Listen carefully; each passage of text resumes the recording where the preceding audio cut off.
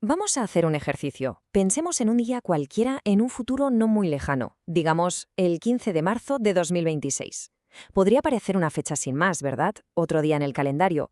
Pero, y aquí viene lo interesante, si nos paramos a mirar los titulares de ese día, vemos algo fascinante. Un montón de sucesos que parecen no tener nada que ver entre sí, pero que en realidad están totalmente entrelazados. Y juntos podrían cambiar el rumbo de todo. Y es que la historia de este día tiene un claro protagonista. Hay una crisis, un conflicto central, que funciona como el epicentro de un terremoto. Y desde ahí las ondas de choque se expanden y lo sacuden absolutamente todo, la política, la economía y por supuesto las vidas de millones de personas por todo el globo. Bueno, pues vamos al grano. El meollo de la cuestión, el epicentro del que hablábamos, es la escalada de tensión entre Estados Unidos e Irán, un enfrentamiento que en ese preciso momento está marcando el ritmo de todo el planeta. Y la cosa se pone seria muy rápido. La postura oficial de Estados Unidos es que no hay postura que valga. Es tajante. Las palabras del presidente Trump son un portazo en toda regla a cualquier tipo de solución diplomática. Se acabó hablar, al menos por ahora.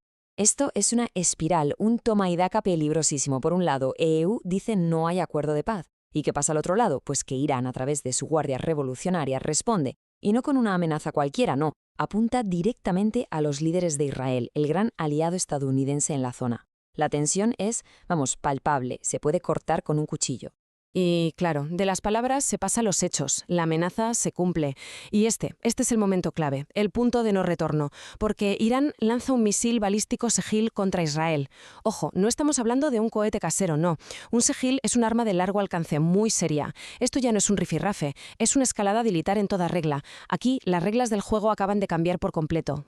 Vale, tenemos el conflicto militar. Pero, ¿qué pasa con la economía? Pues que esto provoca un auténtico terremoto económico, y de forma casi instantánea.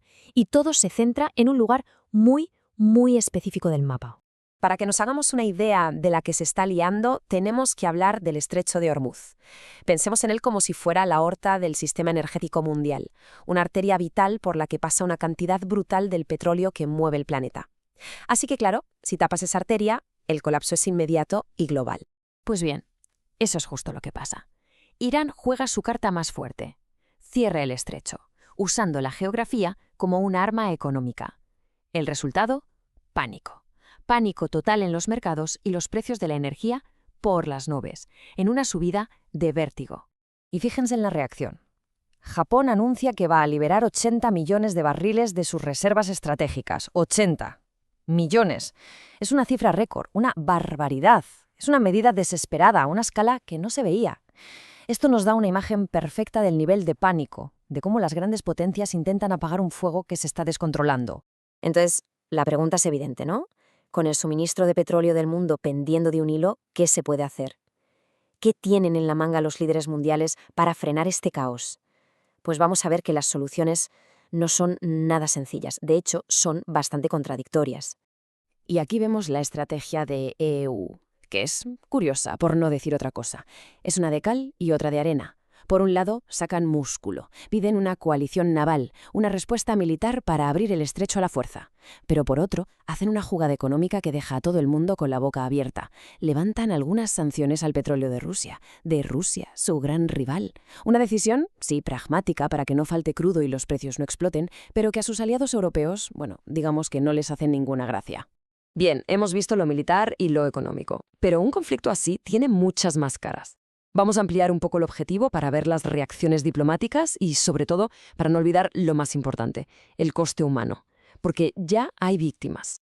El tablero diplomático es un auténtico puzzle. Por una parte tienes la voz del Papa Francisco pidiendo un alto al fuego, una llamada a la cordura. Luego tienes a los aliados europeos que están que trinan con Estados Unidos por el tema del petróleo ruso. Hay una grieta ahí. Y mientras todo esto pasa, en un giro que parece de película, Estados Unidos y China se sientan en París a hablar de comercio, en medio de la que está cayendo. Cada uno claramente mirando por lo suyo. Pero claro, la diplomacia son palabras. La realidad son hechos. Y son trágicos. 6 militares de Estados Unidos muertos en un accidente aéreo en Irak, un accidente directamente relacionado con la tensión en la zona. De repente el conflicto deja de ser algo abstracto. 6 vidas.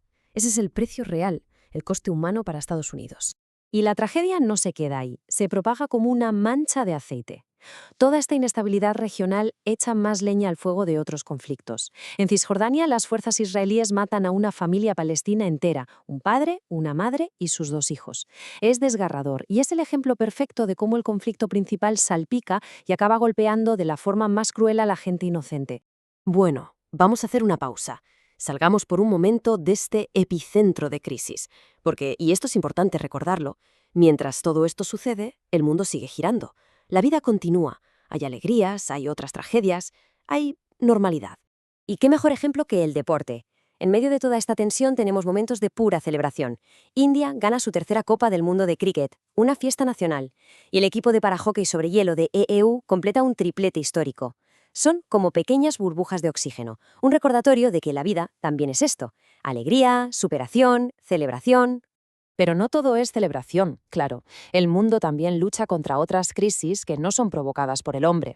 En Kenia, unas inundaciones terribles dejan ya 66 muertos.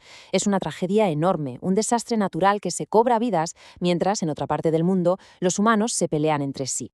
Y la política nunca para. En Francia, por ejemplo, la gente vota con total normalidad en sus elecciones municipales. Al mismo tiempo, en Corea del Norte también hay elecciones, aunque bueno, ya sabemos cómo son. Y en Brasil saltan las noticias de que el expresidente Bolsonaro está hospitalizado grave.